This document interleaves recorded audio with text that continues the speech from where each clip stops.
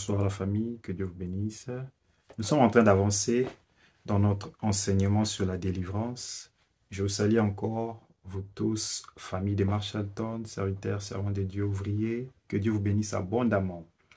Oh, je dis merci encore au Saint-Esprit qui continue à nous équiper pour ce travail. Je vous assure qu'après cet enseignement, on aura des moments de service, de prière, d'autorité, où nous allons chasser les puissances de ténèbres, déraciner les œuvres maléfiques et recevoir la liberté et la délivrance. Voilà pourquoi je t'encourage à être connecté. Et aujourd'hui, j'ai un sujet très intéressant, comme j'allais dire. Est-ce qu'un chrétien peut être oppressé par les puissances sataniques, possédé par les puissances sataniques ou bien obsédé par les puissances sataniques? Ok, il s'agit ici d'un chrétien. Et c'est cette question que je m'aimerais répondre. Et avant de commencer, comme nous avons l'habitude, je vais t'inviter à prier avec moi. Nous avons besoin de commencer ces moments avec l'Esprit de Dieu. Nous allons demander à Dieu de prendre le contrôle de ces temps, de nous utiliser et que ce message qui va passer, cet enseignement, qu'il puisse lui-même inspirer, qu'il puisse lui-même nous parler, cet enseignement soit une source de délivrance pour nos vies. Prions le Seigneur Jésus. Abba Père, je te dis merci. Merci pour ces moments. Moi qui suis un simple instrument, tu me donnes le privilège de parler devant ton peuple, devant, Seigneur, de vie, des âmes, de personnes, assoiffées, désirant te connaître. Cher Saint-Esprit, prends le contrôle de ces moments. Je viens me soumettre à toi. C'est toi qui mérites ces instants. C'est pour toi que nous sommes là. Voilà pourquoi ma prière est que tu puisses encore régner, dominer, prendre la première place. Je me soumets à toi comme un instrument de bénédiction par lequel tu vas parler à une personne, à deux personnes, des serviteurs, des ouvriers. Visite-nous, fais-nous du bien. Ma prière est que tu accordes la délivrance à un cœur au nom puissant de Jésus. Amen. Voilà, que Dieu vous bénisse abondamment. Nous allons prendre notre Bible dans le livre de Luc 10, le verset 19. Est-ce qu'un chrétien peut être oppressé, possédé ou bien obsédé? Je vais répondre à cette question. Sois connecté. Il y a beaucoup de choses que tu dois savoir avant même que je réponde à cette question. Et vu que ce sont des terminologies que j'utilise, je vais les définir et dans cet enseignement aujourd'hui, je vais asseoir beaucoup de bases doctrinales pour que nous ne puissions pas être dans la confusion, parce que dans les vidéos précédentes, j'ai parlé de beaucoup de réalités spirituelles. Mais avant de commencer, prends ta Bible, dans le livre de Luc 10, 19.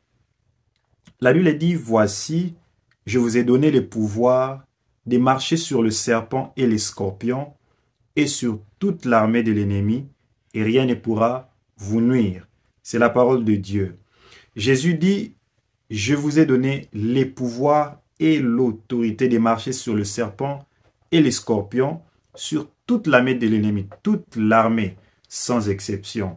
Les dominations, les autorités, les puissances de ténèbres, les démons, le sorcier, le magicien, les esprits impurs et les esprits méchants dans les lieux célestes. » Vous voyez, quand je parlais dans les enseignements passés, je vous ai parlé de plusieurs sortes d'esprits, parce qu'il en existe beaucoup. De la même manière, dans le monde et le royaume des cieux, il y a des archanges, il y a des quatre êtres vivants, il y a des anges. La Bible même nomme le nom de certains.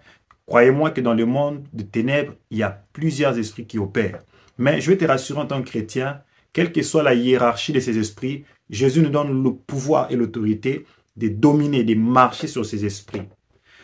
Mais il y a, dépendant des niveaux spirituels ou des niveaux d'autorité, les pouvoirs d'opérer dans le monde spirituel. Voilà pourquoi vous allez voir que le fils de Sheva sont partis exercer la délivrance, mais ils n'ont pas pu exercer la délivrance parce qu'ils n'ont pas reçu une autorité. Ils n'avaient pas une autorité. Par contre, les esprits qu'ils étaient en train de chasser se sont dit, ils les ont dit, on connaît Paul, on connaît Jésus, mais vous, on ne vous connaît pas. Parce que même dans le monde des ténèbres, il y a des hiérarchies. Voilà pourquoi vous allez voir que les démons, ils opèrent dans les vies des gens, ils tourmentent les gens. Il y a même des esprits humains qui viennent opérer dans les vies des hommes. Il y a un jour, on faisait une délivrance, la délivrance d'un frère bien-aimé que nous connaissons bien. Alors, pendant qu'on faisait la délivrance, il y a un esprit humain qui a réagi et qui a répondu. Et il a même donné les noms. Il a dit, je m'appelle tel, je suis sa tante et c'est moi qui ai contrôle de sa vie. Il m'appartient. Imaginez, c'est un esprit humain qui opère dans le corps d'un homme. Il y a un jour, on faisait une délivrance à Bearston et l'esprit des morts réagit. C'est un démon, c'est un esprit impur. Parce que, comme je dis qu'il y a plusieurs sortes d'esprits, il est très important de comprendre que les démons, ce ne sont pas des esprits humains. Les esprits impurs, oui, quand on dit esprit impur, ça peut être un démon, mais il y a aussi des esprits méchants qui opèrent sur différentes zones de la personnalité et même sur différentes zones spirituelles. Il y a des puissances sur lesquelles les démons sont soumis. Une puissance peut avoir à sa disposition plusieurs autres démons sur lesquels il envoie pour tourmenter des vies des gens. La connaissance de ces choses est importante parce que parfois nous prions, nous ne comprenons pas pourquoi. Nos prières sont bloquées. La Bible parle de Daniel. Daniel en train de prier pendant 21 jours. Sa prière n'était pas bloquée par des démons. Amen. La prière de Daniel a été bloquée par la principauté de Perse. Donc, il y a niveau et niveau d'opération et d'autorité spirituelle. Il est très important de comprendre ces choses. Voilà maintenant. Est-ce qu'un chrétien peut être oppressé, peut être possédé ou peut être obsédé? D'abord, c'est qui un chrétien? Aujourd'hui, tout le monde s'appelle chrétien. Tu peux être chrétien des noms. Il y a des gens qui pensent qu'être chrétien, c'est aller à l'église. Toute personne qui s'appelle chrétien parce qu'il part à l'église, mais qui n'a pas reçu Jésus-Christ, peut être possédé. Tu peux être oppressé, tu peux être possédé et tu peux être même obsédé. Si tu t'appelles chrétien des noms parce que tu pars à l'église, crois-moi, tu peux être oppressé, tu peux être possédé et même obsédé. C'est qui un chrétien pour moi? Un chrétien, c'est celui qui a volontairement reçu Jésus-Christ dans sa vie. C'est lui un vrai chrétien. Alors, est-ce qu'un vrai chrétien peut être possédé, oppressé ou obsédé? C'est à cette question que je vais répondre très calmement. Je veux que nous puissions aller très calmement. Est-ce que nous sommes ensemble? Je dis qu'un vrai chrétien, je considère un vrai chrétien quelqu'un qui a reçu Jésus-Christ. Vous savez, comprendre les processus du salut est très important pour comprendre la délivrance. Quand nous recevons Jésus, nous sommes sauvés, notre esprit est renouvelé. Nous sommes nés de nouveau. Qu'est-ce qui intervient? Nous recevons le Saint-Esprit. Amen. Quand nous recevons le Saint-Esprit, nous sommes censés être remplis du Saint-Esprit. C'est-à-dire, quand nous recevons le Saint-Esprit, nous avons donné la clé de notre vie. Souvenez-vous que Jésus-Christ compare la vie, ou bien le corps, l'être humain, comme une maison. C'est-à-dire, la clé de ta maison, tu le donnes entre les mains de Jésus. Qui vient entrer dans ta vie? C'est le Saint-Esprit qui vient entrer dans ta vie. Voici maintenant.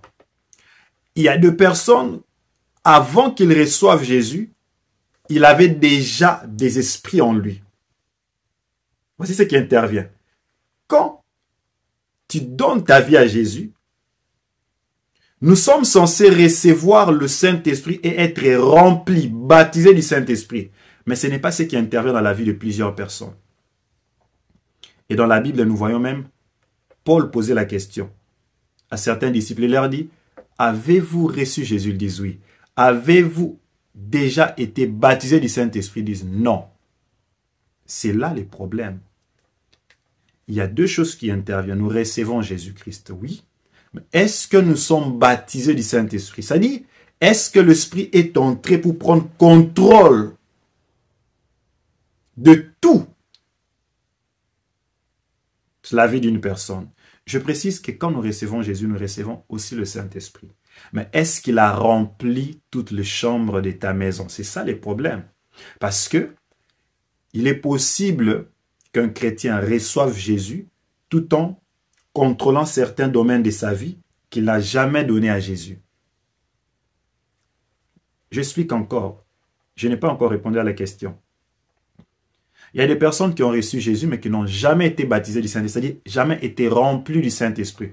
Le Saint-Esprit n'a pas eu tout le contrôle de sa vie. Donc, il y a certains domaines de sa vie qui sont encore sous le contrôle du monde des ténèbres. Donc, tu peux recevoir Jésus dans ta vie et même avoir le Saint-Esprit si certains domaines de ta vie ne lui ont pas encore été soumis. Ces domaines peuvent être sous le contrôle de puissance satanique. Je vais expliquer. Je vais vraiment expliquer très calmement. Si un chrétien était possédé, je parle du contrôle de l'intérieur, possédé par un esprit avant sa conversion, il est possible que même dans sa conversion, s'il a reçu Jésus et n'a jamais été baptisé, rempli du Saint-Esprit, qu'il soit encore sous une possession satanique. Je ne parle pas théoriquement, je parle pratiquement des expériences que nous avons pendant que nous sommes en train de faire des délivrances. Tu peux être là et dire, ok, berger, ce que tu dis, ce n'est pas... Écoute, on fait des cas de délivrance où quelqu'un a reçu Jésus-Christ, mais il y a des esprits qui agissent, répondent dans sa vie. Simplement parce que dans le processus de la nouvelle naissance, beaucoup de personnes ne sont pas sincères dans leur conversion. Beaucoup de personnes ne se soumettent pas entièrement à Christ. Et cela empêche l'œuvre du Saint-Esprit, empêche que le Saint-Esprit prenne le contrôle total de ta vie. Oui, tu peux être chrétien si tu avais déjà des possessions ou des alliances, tu avais ouvert de brèches. Avant de recevoir Jésus-Christ, tu as besoin de passer par la délivrance d'abord. Est-ce qu'un chrétien qui vivait dans la sainteté, qui pêche, peut être contrôlé par des puissances sataniques? Je dirais non et oui. Je vais expliquer. Pour comprendre cela, maintenant il faut aller pas à pas à comprendre les dimensions d'opération. Les esprits opèrent premièrement dans l'oppression. Je les avais expliqués. Mais le premier pas sur lequel un esprit impur peut attaquer un chrétien, c'est dans l'oppression, c'est-à-dire de l'extérieur. Quand les esprits vous attaquent de l'extérieur, ils ne sont pas encore à l'intérieur. Il peut y avoir des raisons pour lesquelles ces esprits vous attaquent. Soit il y a un péché en toi qui l'attire, qui lui donne la possibilité d'opérer. Et généralement, un chrétien qui vit dans le péché attire les oppressions sataniques. Puisque l'esprit ne peut pas encore entrer en toi, il va te déranger, te tourmenter, te séduire de l'extérieur.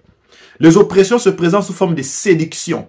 Il te pousse à pécher, mais tu n'as pas encore contrôlé. Il ne t'a pas encore possédé. Il t'oppresse pour que tu cèdes. Les oppressions se présentent sous forme de tourments, des accidents. Tu es chrétien, mais il y a des choses qui tournent mal autour de toi, comme si tu as une malchance. Non, il n'y a pas un esprit en toi, mais il est en train de t'oppresser. Ils sont en train de t'oppresser. L'oppression peut même se faire au travers des proches qui sont faibles. Un esprit peut entrer dans quelqu'un qui est proche de toi, simplement pour t'oppresser, parce qu'il n'a pas d'accès à ta vie. Et même les serviteurs de Dieu sont parfois oppressés. Surtout nous qui opérons dans le ministère de la délivrance, l'ennemi peut chercher à t'oppresser, entrant par quelqu'un parce qu'il ne peut pas te contrôler. Voilà pourquoi il faut beaucoup prier. Devant l'oppression, il faut chasser, il faut prendre autorité. Un chrétien qui néglige la vie de sanctification va être oppressé à tout moment. Tout autour de toi, les esprits sont en train de te suivre. L'esprit de mort est en train de menacer ta vie. Parce que tu ne vis pas dans la sanctification. Tu es un chrétien, mais tu es oppressé. Voilà pourquoi ces personnes sont très souvent, tu vas remarquer qu'ils prient beaucoup. Mais il y a beaucoup de problèmes aussi dans sa vie, tout autour de lui. Des accidents, il perd le travail, il est très souvent malade. Toutes ces choses, c'est parce que l'ennemi veut te faire céder. Il n'a pas contrôle de ta vie, mais il est en train de t'oppresser. Donc oui, un enfant de Dieu peut être oppressé par des démons si il n'est pas conscient du combat de sa vie. Il faut faire des prières d'autorité, chasser les esprits démoniaques. Quand tu remarques des choses anormales tout autour de toi, tu dois chasser cela et fermer les portes d'oppression. Les oppressions arrivent parce que nous ouvrons les portes. Jésus-Christ a dit, le prince de ce monde est là, mais il n'a rien en moi de lui. Rien de lui en moi. Quand l'ennemi voit que dans ton finance, il y a des problèmes, dans ton langage, il y a des problèmes, dans certains domaines de ta vie, il y a des problèmes, il peut venir t'oppresser. Il cherche une porte pour entrer dans ta vie. Voilà pourquoi il faut prier. Est-ce que c'est compris? Oui, un chrétien peut être oppressé, c'est-à-dire de l'extérieur, attaqué de l'extérieur. Mais est-ce qu'un chrétien peut être possédé? Là, je dirais premièrement non. Un chrétien ne peut pas être possédé par les puissances démoniaques. La possession d'un chrétien n'est valable que si, avant qu'il reçoive Jésus, il était possédé et pendant qu'il a reçu Jésus, il n'a pas reçu ou bien n'a pas été baptisé du Saint-Esprit, n'a pas été rempli du Saint-Esprit. Voilà pourquoi beaucoup de délivrances interviennent pendant que la personne reçoit Jésus-Christ. Quelqu'un qui était possédé par des esprits démoniaques avant de recevoir Jésus, le jour où il reçoit Jésus, s'il est baptisé par le Saint-Esprit, automatiquement il est délivré. Parce que c'est la présence du Saint-Esprit qui marque la délivrance. Voilà pourquoi il faut donner tous les domaines de sa vie à Jésus. Voilà pourquoi quand tu as tendance à garder un domaine de ta vie, toi tu pries ces mots avec ton cœur, mais ta bouche là tu pêches, tu insultes. Les démons vont un jour prendre contrôle de ta bouche si tu te soumets. Voici un principe spirituel. La Bible dit, dans le livre de Galates, marchez selon l'esprit et vous n'accomplirez pas les œuvres de la chair. Ça dit, le fait qu'un chrétien se soumet à une loi, il devient esclave de ces tout-là. C'est un principe. Tu peux être chrétien et te soumettre à quelque chose, tu deviens automatiquement esclave. Les esprits n'ont pas contrôle de toi, mais ils sont en train de te pousser, de t'oppresser. Voici maintenant, quand l'oppression devient très forte, il ouvre une brèche. C'est là que l'esprit démoniaque entre au contrôle de la vie d'une personne et possède. Mais un chrétien ne peut pas, jusqu'à la preuve du contraire, à moins qu'il abandonne sa foi, à moins qu'il puisse entrer en contact avec les puissances des ténèbres par alliance. Et là, c'est une porte directe. Les voies sexuelles, la magie, la sorcellerie, accès direct aux esprits démoniaques peut créer une possession. Mais un chrétien qui est rempli du Saint-Esprit ne peut pas être possédé. Voilà pourquoi, quand nous allons enseigner sur le corps, l'âme et l'esprit, je vais parler du chrétien charnel et du chrétien spirituel. Parce que la parole de Dieu nous exige de marcher selon l'esprit. Quand tu marches selon la chair, te soumets sous la loi de la chair, tu es esclave de la chair. Amen. Ainsi, la puissance qui opère et qui contrôle la chair peut contrôler ta vie. Amen. Et maintenant, quand une possession te soumet au point que tu deviens esclave, c'est là qu'on dit obsession. C'est là que même chasser devient difficile. Il y a des personnes qui sont obsédées, ça dit il est esclave de la masturbation au point qu'il a cousu des habitudes. Et maintenant, à ce niveau, c'est pire. Il n'y a pas que la délivrance qui doit intervenir. Cette personne a besoin, de la même manière, il a pratiqué des habitudes, il a cousu des habitudes qu'il est difficile d'abandonner. Il devient esclave de ses habitudes. Il a besoin de bâtir d'autres habitudes. Voilà pourquoi dans la parole de Dieu, on dit, si ta main te fait pécher, coupe-les. Là, c'est un autre niveau de délivrance. Non seulement l'esprit doit partir, oui, mais tu dois aussi bâtir des habitudes. Tu dois te détacher des mauvaises habitudes et commencer à te discipliner. Voilà pourquoi il y a des délivrances où, des fois, quand on fait la délivrance d'une personne, surtout des délivrances qui sont liées au sexe, on exige à la personne de commencer à être suivi de près, développer des habitudes. D'abord, on les déconnecte de toutes ces relations qui peuvent être une porte. Et deuxièmement, on l'exige pendant un long moment à se déconnecter des réseaux sociaux ou bien de son téléphone, si c'est les téléphones qui le connectent à la pornographie, à la masturbation.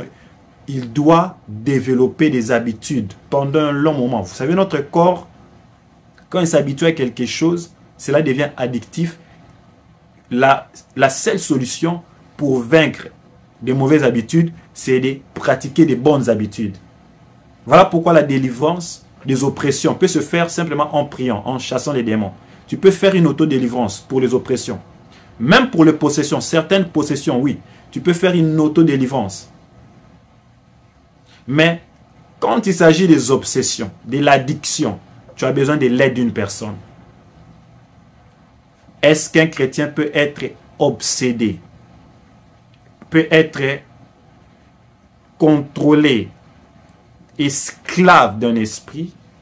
Oui, si il a vraiment ouvert une porte d'opération à ses esprits. Voilà pourquoi la Bible dit « Résistez au diable et il fuira loin de vous ». Au travers de cet enseignement, toi qui es en train de me suivre, si tu es chrétien et que tu vis dans des pratiques, dans le péché, tu peux avoir à ouvrir une porte qui pousse aux oppressions et même à la possession. Voilà pourquoi cet enseignement est là pour te conscientiser et t'ouvrir les yeux, s'il te plaît, à avoir les discernements des esprits. Tu ne peux pas trouver normal une vie que tu appelles vie chrétienne, mais en même temps une vie de péché. On t'appelle serviteur de Dieu, servant de Dieu, mais tu vis dans l'hypocrisie, dans le ténèbre. Il y a même des hommes de Dieu qui sont dans la magie noire, la magie blanche. Il n'y a pas de mélange avec Dieu. Il n'y a pas de mélange avec Dieu. On ne peut pas servir Dieu et puis servir les diables. On ne peut pas suivre 2 maîtres à la fois. C'est impossible. Tu vas tromper un et tu vas être fidèle à l'autre. La délivrance a aussi plusieurs niveaux. Ça dépend de comment tu t'es enfoncé. L'oppression, c'est le premier niveau. La possession, c'est le deuxième niveau. Mais l'obsession, là, tu es contrôlé, esclave. Là, tu as besoin de discipline. Et toi qui me suis, tu es conscient à quel niveau tu es dans ton combat. Je ne sais pas quel esprit tourmente ta vie. Mais à quel niveau?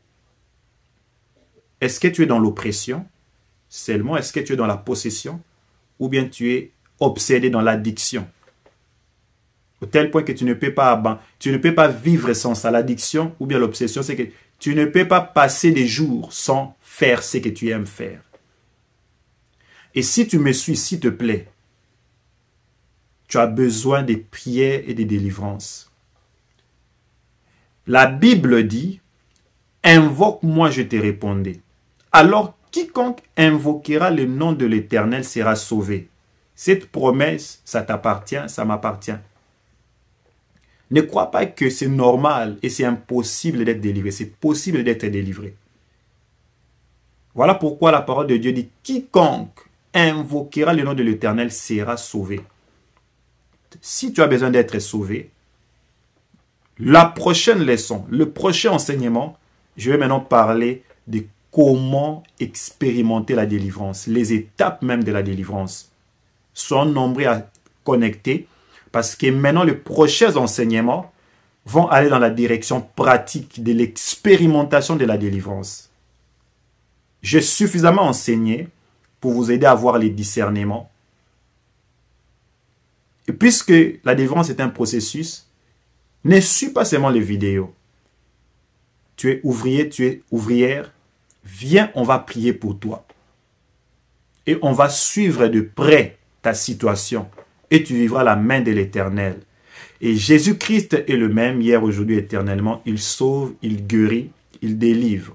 Que Dieu vous bénisse abondamment. Je voudrais simplement faire une déclaration pour vous qui me suivez. Ma prière ce soir, Éternel, c'est que tu puisses éclairer les yeux de nos cœurs, illuminer les yeux de nos cœurs, délivre.